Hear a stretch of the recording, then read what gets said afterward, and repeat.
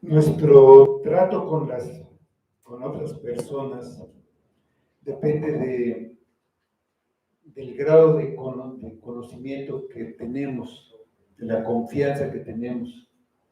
Si cuando alguien es demasiado familiar con nosotros, hasta le preguntamos, ¿te conozco? A veces es demasiado confianzudo, como decimos. Pues, bueno, no te conozco tanto, ¿no? Vamos respetándonos, como decimos, ¿no? Vamos a la carta de Primera de Juan que estamos estudiando y vamos a hablar de esto en el capítulo 2, versículos 3 a 5.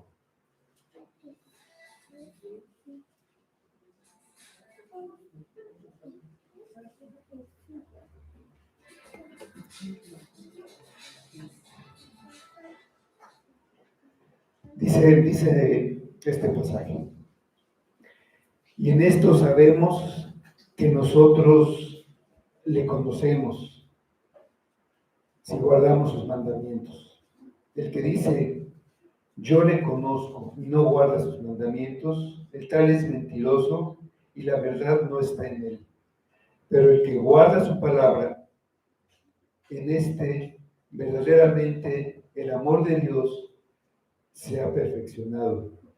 Por esto sabemos que estamos en él. Vamos a orar.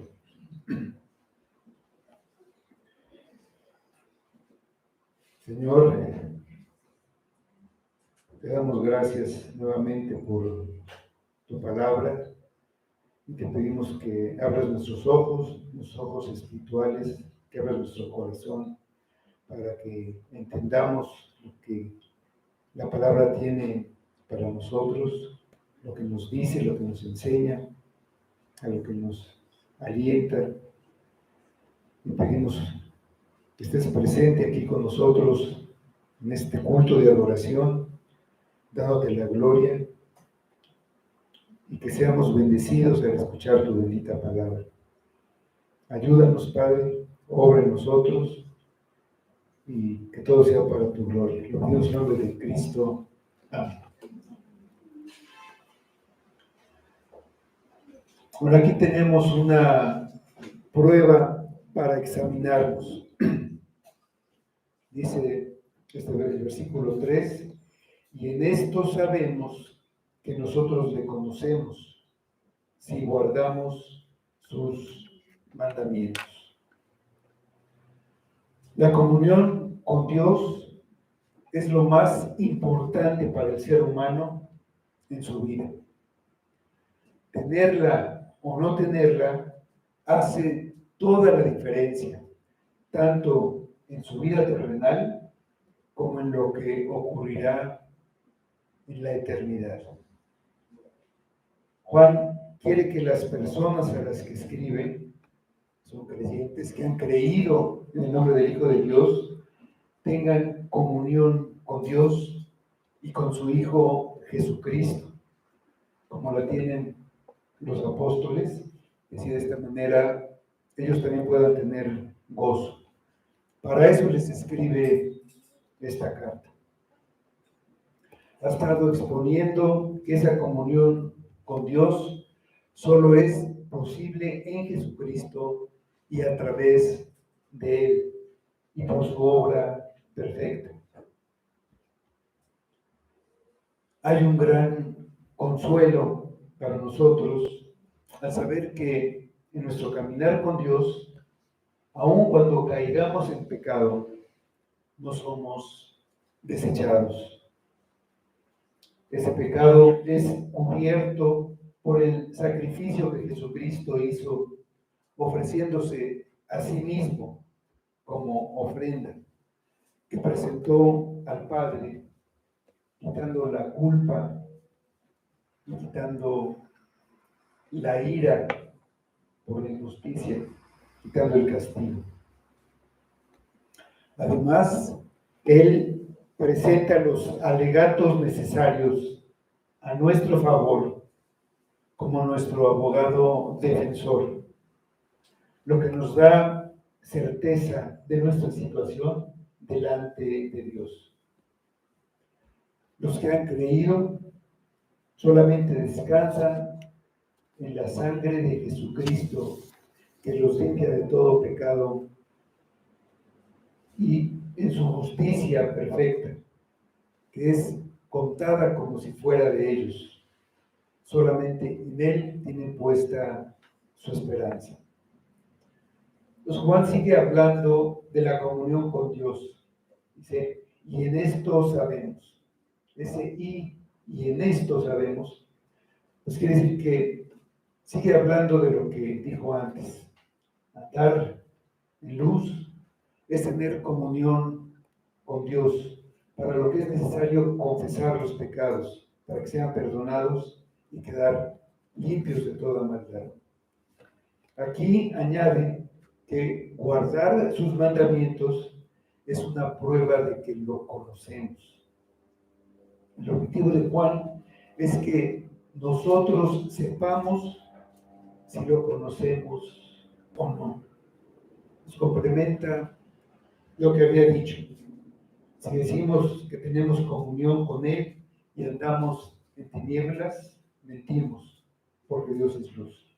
Sabemos que lo conocemos si guardamos sus mandamientos. Había confusión en la iglesia entre los que decían que pecar no importaba, los que decían que vivían en perfección sin pecar nunca, y los que habían salido de la iglesia. ¿Quiénes estaban en lo correcto? ¿Cómo podían estar seguros de su salvación? La seguridad da tranquilidad en medio de todo lo que pasa en la vida, en medio de distracciones y aún de tragedias. Entonces, con seguridad se evita toda confusión o duda. Pero la seguridad debe tener bases firmes. De nada sirve tener una falsa seguridad, porque da una falsa esperanza.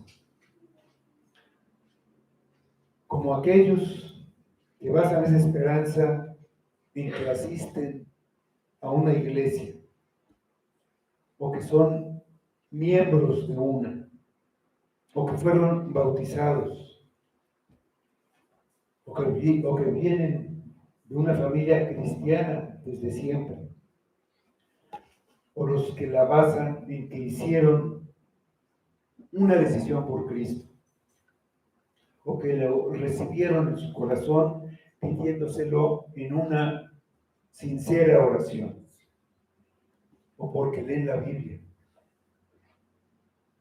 o porque estudiaron teología y saben mucho.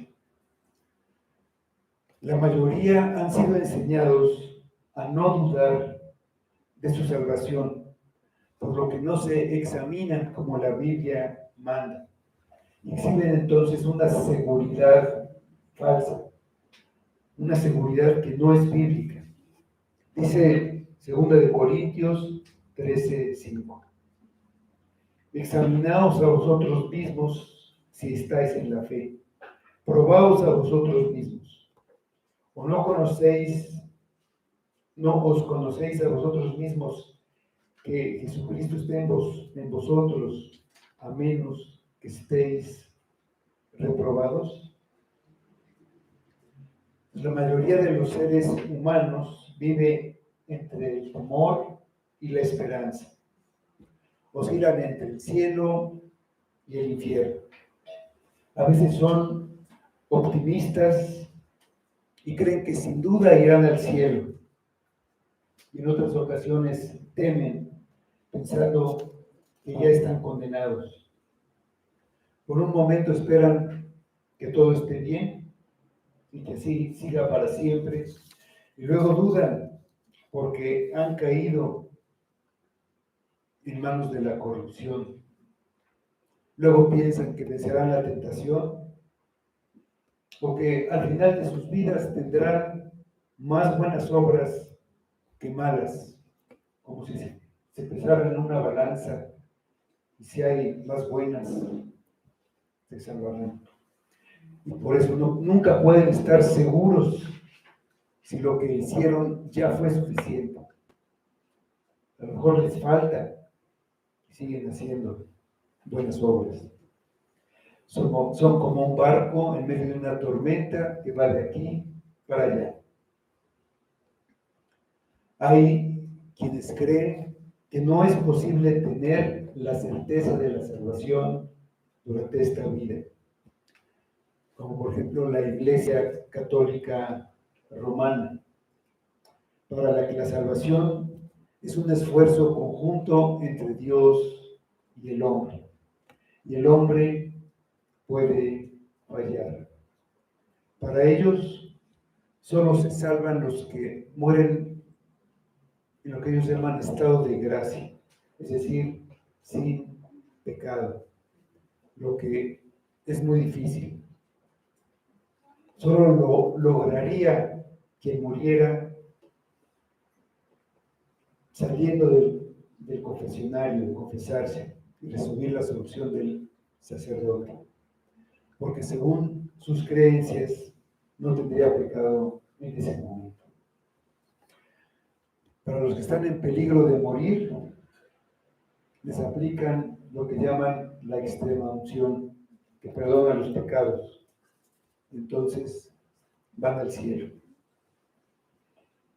Ellos confían en lo que llaman sacramentos, como este que mencionamos, como el bautismo o la confesión, que para ellos perdonan los pecados, y entonces confían en eso para la salvación. En realidad no confían en Cristo. Algo parecido pasa con los que creen que la salvación se puede perder, como muchos de los arminianos, ya que si la salvación depende del hombre, de una decisión del hombre, de las obras del hombre, en un momento dado, cuando el hombre falla, se pierde.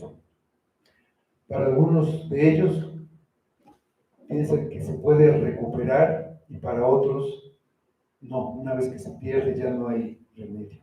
Pero de cualquier manera, para ellos, como la salvación se puede perder, no es posible tener seguridad de la salvación. La Confesión de Fe Bautista de 1689, nuestra confesión, en el capítulo 18, acerca de la seguridad de la gracia y de la salvación, en el párrafo 3, dice: esta seguridad infalible no pertenece a la esencia de la fe hasta el punto que un verdadero creyente no pueda esperar mucho tiempo y luchar con muchas dificultades antes de ser partícipe de tal seguridad. Sin embargo, siendo capacitado por el Espíritu para conocer las cosas que le son dadas gratuitamente por Dios, puede alcanzarla, sin una revelación extraordinaria, por el uso adecuado de los medios. Y por eso es el deber de cada uno ser diligente para hacer firme su llamamiento y elección, para que así su corazón se ensanche en la paz y en el gozo del Espíritu Santo, en amor y gratitud a Dios, y en fuerza y alegría en los deberes de la obediencia, que son frutos propios de esta seguridad. Así de lejos está esta seguridad,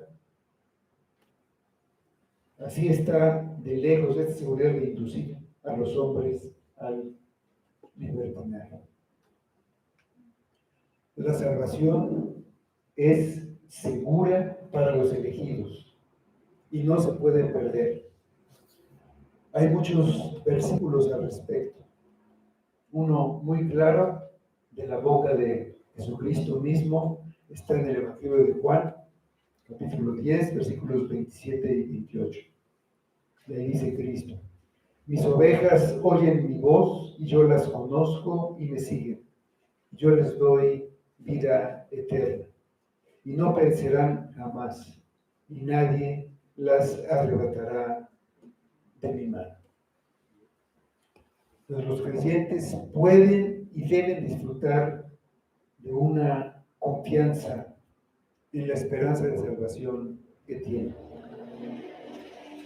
Esa confianza no es algo adicional a la fe, es la esencia de la fe. Los que en verdad creen el Evangelio están seguros de su salvación.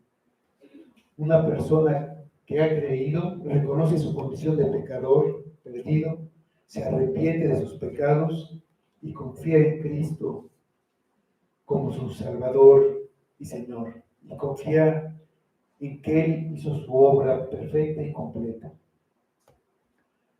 Cuando la obra divina de conversión y regeneración se da en la persona, el Espíritu Santo la lleva a hacer suyas las promesas de la salvación escritas en la Biblia, que también son muchas. Solamente en el Evangelio de Juan, que es el autor de la carta, podemos ver, por ejemplo, el capítulo 1, versículos 12 y 13. Mas a todos los que le recibieron, a los que creen su nombre, les dio potestad de ser hechos hijos de Dios, los cuales no son engendrados de sangre, ni de voluntad de carne, ni de voluntad de varón, sino de Dios. O en Juan 3:16, que dice: porque de tal manera amó Dios al mundo, que ha dado a su Hijo unigénito, para que todo aquel que en él cree no se pierda, mas tenga vida eterna.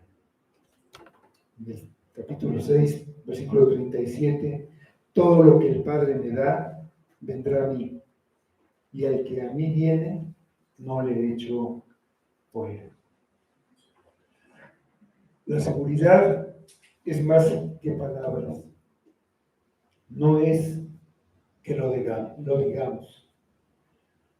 Si decimos que tenemos comunión con Él y andamos en tinieblas, mentimos. Si decimos que no tenemos pecado, nos engañamos. Si decimos que no hemos pecado, le hacemos a Él mentiroso. No es porque alguien lo diga. Juan nos está dando las pautas para tener una seguridad real. Hay un testimonio dado por el Espíritu Santo, como leíamos en la confesión. En Romanos 8, 14 a 16 dice: porque todos los que son guiados por el Espíritu de Dios, estos son hijos de Dios. Pues no habéis recibido el espíritu de esclavitud para estar otra vez en temor, sino que habéis recibido el espíritu de adopción, por el cual clamamos: Abba, Padre. El Espíritu mismo da testimonio a nuestro espíritu de que somos hijos de Dios. Volviendo a la carta, y en esto sabemos que nosotros le conocemos. Entonces Juan presenta un nuevo conjunto de pruebas que confirman la salvación y dan motivos de seguridad. Por medio de ellas, podrían verificar que estaban andando en luz y que tenían una verdadera comunión con Dios. Es para que tengan seguridad. No dice esperamos que le conozcan. No dice deseamos o creemos, sino sabemos que le conocemos. Conocer a Dios significa tener una relación íntima con Él. En el lenguaje bíblico, conocer implica intimidad, como cuando dice conoció Adán a su mujer. Era un conocimiento muy profundo, íntimo. Conocer a Dios no significa solamente conocer sus atributos, todos sus nombres y lo que ha hecho. Un teólogo puede saber mucho acerca de Dios y sin embargo no conocerlo. Todos los creyentes conocen a Dios hasta cierto grado. Sin embargo, algunos lo conocen con más profundidad que otros. Jesús, hablando con sus discípulos, en Juan 14:9, le dice a una pregunta, Jesús le dijo a Felipe: tanto tiempo hace que estoy con vosotros y no me has conocido, Felipe. De la misma manera que conocer a una persona es más que saber cómo se llama, dónde vive, su estado civil, dónde trabaja, su número de teléfono. La relación que podemos tener con una persona puede ser desde un conocimiento superficial hasta una comunión íntima. Sabemos de personas que han estado casadas por largo tiempo y se divorcian. Y luego una dice: nunca lo conocí. Se conocieron en cierto sentido, pero no había un real conocimiento. Lo que está diciendo la persona es que si hubiera conocido al otro, pues a lo mejor no se hubiera metido en el lío en que se metió. A Dios no le satisface una relación casual o superficial que carezca de significado. Quiere que lo conozcamos íntimamente. No solo que tengamos información de Él, sino que lo amemos y que experimentemos su amor. Conocer a alguien es el resultado de una convivencia cercana y por largo tiempo. De manera que se pueden decir sus gustos, sus deseos, sus aspiraciones, sus planes, lo que piensa, lo que es importante para él y cómo reacciona en diferentes circunstancias. Sin embargo, Dios es incomprensible para nosotros. Para empezar, Él es infinito y nosotros finitos. Él es omnisciente, sabe todo, nosotros no. Y es santo, para no mencionar cada uno de sus atributos. Además, es espíritu. No obstante, Juan nos dice que lo podemos conocer y saber que lo conocemos.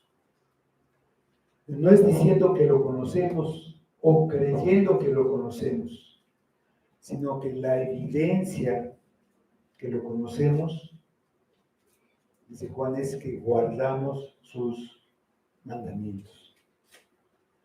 Al escribir a Tito, Pablo resalta la diferencia entre un conocimiento verdadero y uno falso.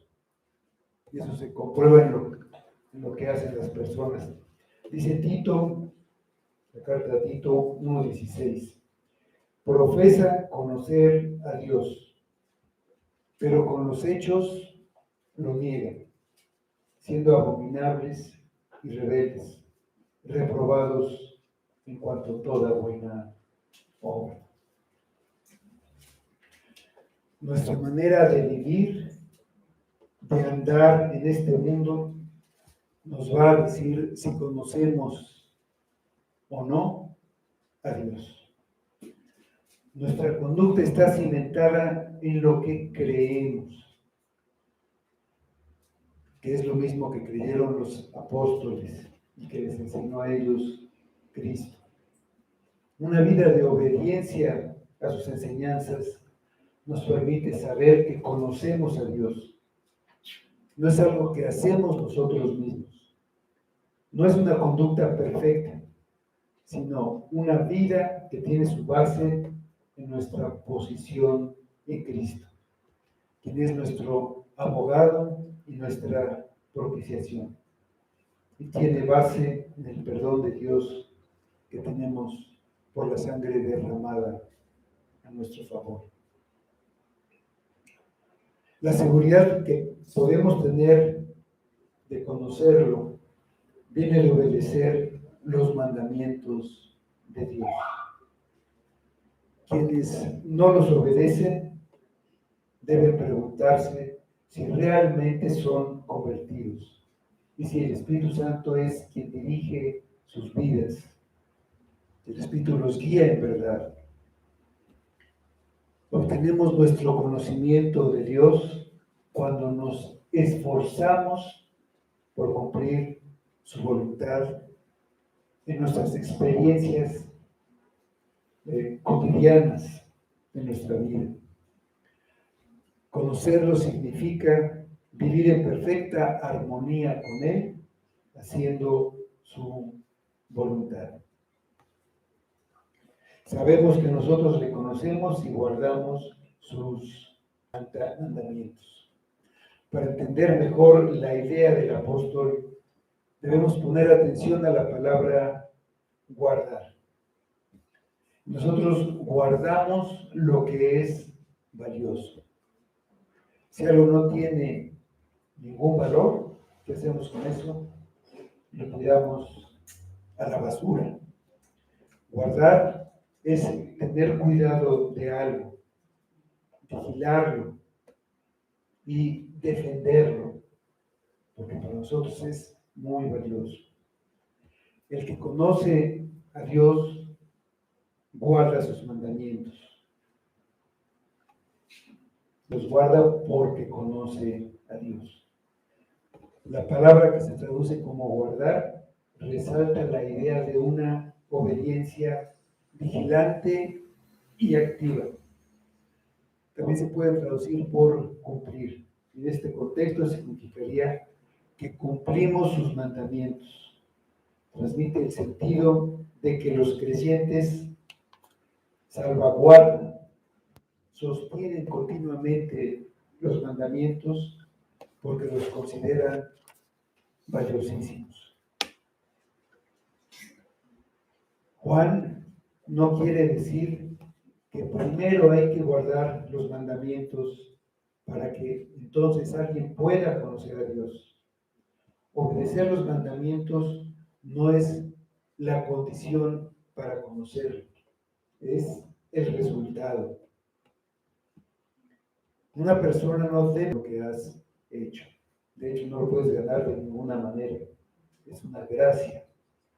Obedecer a Dios es algo que hacemos después de nuestra salvación, como resultado de lo que Dios ha hecho por nosotros, no como la causa de nuestra salvación. Tampoco debemos pensar que hacemos buenas obras para ganar el favor de Dios. El proceso de santificación es una obra totalmente de Dios, igual que la justificación. No podemos santificarnos a nosotros mismos. No podemos avanzar en nuestra santificación sin la obra de Dios. Es nuestro deseo obedecer a Dios y crecer en la santificación.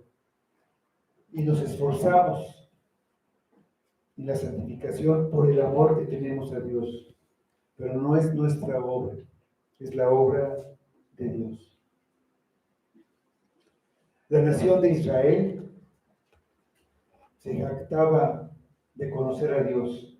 Decían que eran los únicos que conocían a Dios. Pero quedó demostrada la falsedad de su afirmación con su continua desobediencia. Después de su salida de la esclavitud de Egipto, siendo liberados con mano poderosa, muy pronto se apartaron del camino de Dios, hicieron un becerro de oro y lo adoraron. Y después, continuamente, desobedecieron el mandamiento, principalmente con idolatría, lo que los llevó a perder su territorio, su libertad, su templo, porque ellos dejaron a Dios. Dentro de la nación de Israel, un grupo muy religioso, los fariseos, eran muy celosos en cuanto a la ley. Decían que la guardaban, estaban orgullosos de hacerlo. El joven rico quería saber qué hacer para tener la vida eterna. Jesús le dijo: mas si quieres entrar en la vida, guarda los mandamientos. Y le dijo los deberes para con su prójimo, que están en los mandamientos hacia el prójimo. Y el joven le respondió: todo eso lo he guardado desde mi juventud. Una cosa te falta, le dijo Jesús: vende todo lo que tienes y dalo a los pobres y tendrás tesoro en el cielo. El joven se fue triste porque tenía muchas posesiones. Al ser enfrentado con el mayor mandamiento, está en Marcos 12:30, que dice: y amarás al Señor tu Dios con todo tu corazón y con toda tu alma y con toda tu mente y con todas tus fuerzas. Este es el principal mandamiento. Fue enfrentado con este mandamiento y quedó en evidencia que no guardaba este mandamiento y por consiguiente no amaba a Dios. En realidad él tenía otro Dios, que era él mismo. Él se había puesto en el lugar de Dios y se obedecía a sí mismo. Lo importante era su voluntad, lo que él quería. Su obediencia era interesada y tenía un límite. Obedecería siempre y cuando no afectara a su ídolo, en este caso, su riqueza. La obediencia que acompaña a la salvación no es legalista, no es solamente exterior, ni observada de una manera superficial e hipócrita. Es una actitud de obediencia activa que brota de la verdad aceptada interiormente, siguiendo lo que el Espíritu Santo está revelando de esa verdad a través de la palabra. El que conoce a Dios lo ama y su obediencia es un deleite y un gozo. Leíamos en la mañana el Salmo 119, hablando de esto. El Salmo 48 dice: el hacer tu voluntad, Dios mío, me ha agradado, y tu ley está en medio de mi corazón. La obediencia no es una obediencia forzada, no es porque lo tengo que hacer, ni es motivada por el miedo. Lo hago para que Dios no me vaya a castigar. La obediencia del que conoce a Dios está ilustrada de una manera suprema por Cristo. Es una obediencia que somete voluntariamente la voluntad de una persona a la voluntad de otra. Cristo vino a hacer la voluntad de su Padre y en su obediencia nosotros somos santificados. Dice Hebreos, la carta de los Hebreos, capítulo 10, versículos 7 a 10. Entonces dije: he aquí que vengo, oh Dios, para hacer tu voluntad. como en el rollo del libro está escrito de mí, diciendo primero, sacrificio y ofrenda y holocaustos y expresiones por el pecado no existen, ni te agradaron, las cuales cosas se ofrecen según la ley. Y diciendo luego, he aquí que vengo, oh Dios, para hacer tu voluntad. Quita lo primero para establecer esto último. En esa voluntad somos santificados mediante la ofrenda del cuerpo de Jesucristo, hecha una vez para siempre. Pues hay dos voluntades. Cristo tenía su propia voluntad, pero dejó su voluntad para seguir la de su Padre. Oró en el huerto de Getsemaní: Padre, si quieres, pasa de mí esta copa, pero no se haga mi voluntad, sino la tuya. Dice Lucas 22:42. Esa es la obediencia de la que está hablando Juan. Yo tengo mi voluntad para vivir de determinada manera.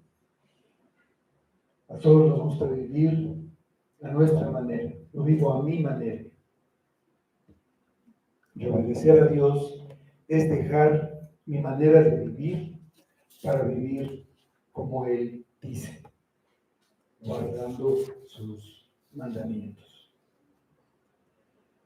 Por supuesto que los creyentes batallan aún con el pecado continuamente.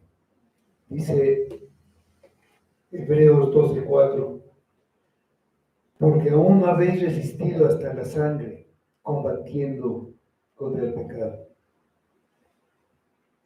Y algunas veces pueden incluso caer en el pecado, pero su voluntad está sometida a la voluntad que Dios le ha revelado y le duele profundamente cuando falla en cumplir lo que para él es su deber. El escritor de Hebreos cita las condiciones del nuevo pacto y tiene mucho que ver con el conocimiento de Dios. Para poder obedecer los mandamientos es necesario conocerlos. Dice Hebreos 8 de 10 y 11. Por lo cual, este es el pacto que haré con la casa de Israel después de aquellos días, dice el Señor. Pondré mis leyes en la mente de ellos y sobre su corazón las escribiré y seré a ellos por Dios y ellos serán mi pueblo. Y ninguno enseñará a su prójimo y ninguno a su hermano diciendo, conoce al Señor, porque todos me conocerán, desde el menor hasta el mayor de ellos. Bajo el nuevo pacto, Dios acepta la obediencia amorosa y sincera, aunque imperfecta, de sus hijos y les perdona su desobediencia. Esa obediencia voluntaria a las Escrituras en la vida diaria es un indicador tanto para nosotros mismos como para los demás de que hemos llegado a un conocimiento salvador de Jesucristo. Nuevamente, no bastan las palabras. Lo que nos hace saber si lo conocemos o no es cómo vivimos. Cristo dijo en Mateo 7:21, no todo el que me dice Señor, Señor, entrará en el reino de los cielos, sino el que hace la voluntad de mi Padre que está en los cielos. Entonces, conocer a Dios no significa tener una teología correcta y ordenada, tener todas las ideas claras, sino una verdadera relación espiritual. La obediencia o desobediencia de los mandamientos distingue a los no arrepentidos de los regenerados. Pablo llamó a los no arrepentidos hijos de desobediencia, mientras Pedro identificó a los regenerados como hijos obedientes. La verdadera obediencia brota de un amor genuino. Lo que está diciendo el apóstol es lo que él había oído de Jesucristo en el aposento alto, en la última cena. Desde el capítulo 14, pero del versículo 5, dice a sus discípulos: si me amáis, guardad mis mandamientos. En el versículo 21, el que tiene mis mandamientos y los guarda, ese es el que me ama, y el que me ama será amado por mi Padre, y yo le amaré y me manifestaré a él. En los versículos 23 y 24, respondió Jesús y le dijo: el que me ama, mi palabra guardará, y mi Padre le amará, y vendremos a él y haremos morada en él. El que no me ama, no guarda mis palabras, y la palabra que habéis oído no es mía, sino del Padre que me envió. Tenemos el resultado de la prueba. Capítulo 4 de nuestro pasaje. ¿Sí? El que dice, yo le conozco, y no guarda sus mandamientos, el tal es mentiroso, y la verdad no está en él. El que dice, ese que dice, es alguien que piensa que tiene una relación cercana con Dios. Por eso dice, yo le conozco. Cree que lo conoce, pero no es obediente a su voluntad revelada. Entonces, lo que dice no es verdad. Él es un mentiroso. La verdad de Dios no controla su vida. No tiene una influencia que lo lleve a vivir guardando sus mandamientos. Cuando el Señor Jesucristo se encontraba aquí en la tierra, dijo el Padre: yo hago siempre lo que le agrada. Está en Juan 8:29. Nosotros no podemos decir eso, que siempre hacemos lo que le agrada a Dios. Lo que podemos decir es que deseamos agradarle y nos esforzamos de todo corazón para hacerlo, aunque a veces tropezamos y caemos. Pero tenemos siempre el deseo de complacerlo.